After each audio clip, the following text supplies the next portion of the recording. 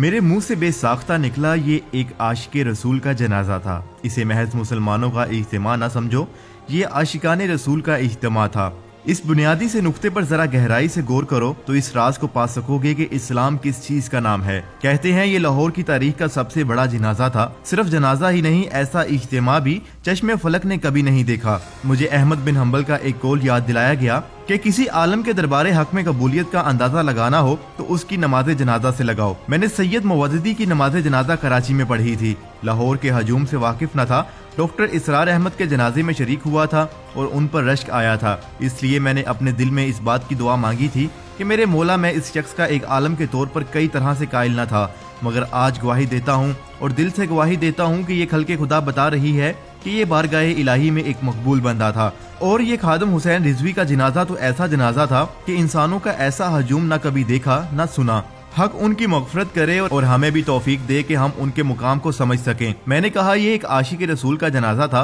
मैंने ये नहीं कहा कि ये इस्लाम के एक आलिम का जनाजा था। मुझे बताना ये है कि दीन इस्लाम की बुनियाद इश्क रसूल पर है। इस्लाम किसी शख्सियत परस्ती का कायल नहीं। मुसलमानों ईसाइयों की तरह अपने पैगंबर के नाम से नहीं पहचाने जाते। वो मुहम्मदन नहीं कहलाते। शख्सियत परस्ती और हीरो वर्शिप की हमारे यहाँ कोई गुंजाइश नहीं, मगर अपने रसूल सल्लल्लाहु अलैहि वसल्लम से मोहब्बत में मुसलमानों किसी चीज को खातिर में नहीं लाते। मैं तो कहा करता हूँ कि कुरान भी आपको इश्क रसूल के बगैर दुरुस्त तौर पर समझ नहीं आ सकता।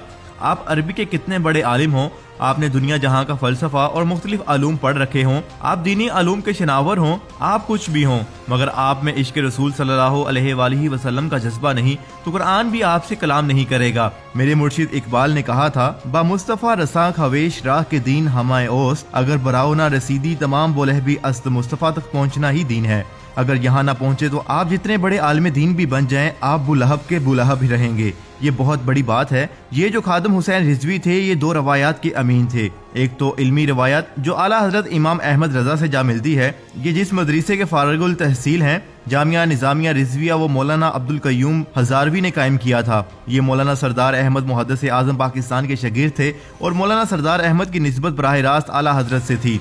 हम बचपन में हजूर की निस्बत से उनकी इल्मी शान के बारे में सुना करते थे। मेरे शहर साहिवाल में इनके एक शगीर थे, दूसरे मौलाना नूर अहमद मुहद्दिस बसीरपुरी के। ये अहले सुन्नत के मजाज थे। यहाँ से ये निस्बत अपनी तमाम शिद्दत के तहत इस मर्द मुजाहिद को मुंतकिल हुई। उन्हें पहली शोहरत उस वक्त हासिल हुई जब मुमताज कादरी के जनाजे पर रावलपिंडी शहर के गली कूचों में तिल धरने की जगह न रही और उस इज्तिमा की क़ियादत खादम हुसैन रिजवी कर रहे थे। अहले दानिश बहस करते रहे कि मुमताज कादरी का इकदाम दुरुस्त था या नहीं। वो ये सोचते रहे कि इसने सलमान तसीर को दुरुस्त कत्ल किया या गलत। वो शोर करते रहे कि सलमान तसीर का जनाजा पढ़ाने से उलमा ने इनकार करके गलत किया या सही। मगर इस दिन खल्के खुदा का अज़हाम ने साबित कर दिया कि आशिकाने रसूल सल्लल्लाहु अलैहि वसल्लम क्या कहते हैं। लाहौर में इस रवायत का दूसरा सिरा भी एक शहीद आशिक रसूल से मिलता है। वो गाजी इल्मुद्दीन शहीद का जनाजा था।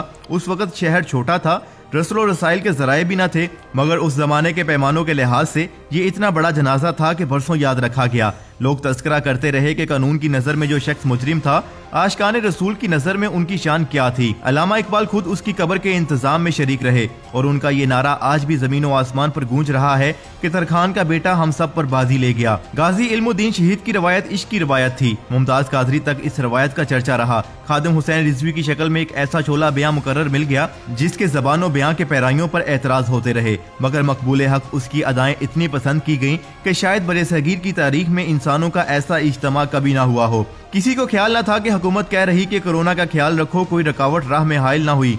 शदीद बुखार की हालत में रावलपिंडी धरने देकर बैठे थे कि इश्क रसूल का मामला था। फ्रांस से बड़ी खबरें आ रही थीं। उनकी एक तकरीर आजकल बहुत चल रही है कि पहले धरने पर उन्हें किसने भेजा था। कतई नजर इस बात के उन्होंने इस बार मुज़ाकरात से इनकार कर दिया था और बिला आखिर अपनी शराइत मानकर उठे थे। उनके जज्बे की शिद्दत से उनके अपने भी खौफजदा थे, मगर कोई उन्हें राह से हटा न सका। जब वो वापस लाहौर पहुंचे तो उसी बुखार की शिद्दत में अपने रब के हुजूर जा पहुंचे। मुझे लगता है कि बारगाह हक से हुक्म हुआ होगा, फरिश्तों, मेरे हबीब सल्लल्लाहु अलैहि वसल्लम का आशिक सादिक आता है, उसका इस्तकबाल करो। सियासी तौर पर वो मैदान में उतरा तो सबके बंदोबस्त दरे के दरे रह गए। कराची की सुन्नी तहरीक का अंदाज और है। अगरचे इश्क रसूल में वो बड़ा मजमा इकट्ठा कर सकते हैं, मगर सियासी तौर पर नूरानी मियाँ के बाद दूसरे आदमी थे जिन्होंने अपने लोगों को इकट्ठा किया। पहले इंतखाब में जब लाहौर के ज़िमनी इंतखाबात में 7,000 वोट मिले तो यह हाफिज सईद जैसी तंजीब के 5,000 वोट से भी ज्यादा थे।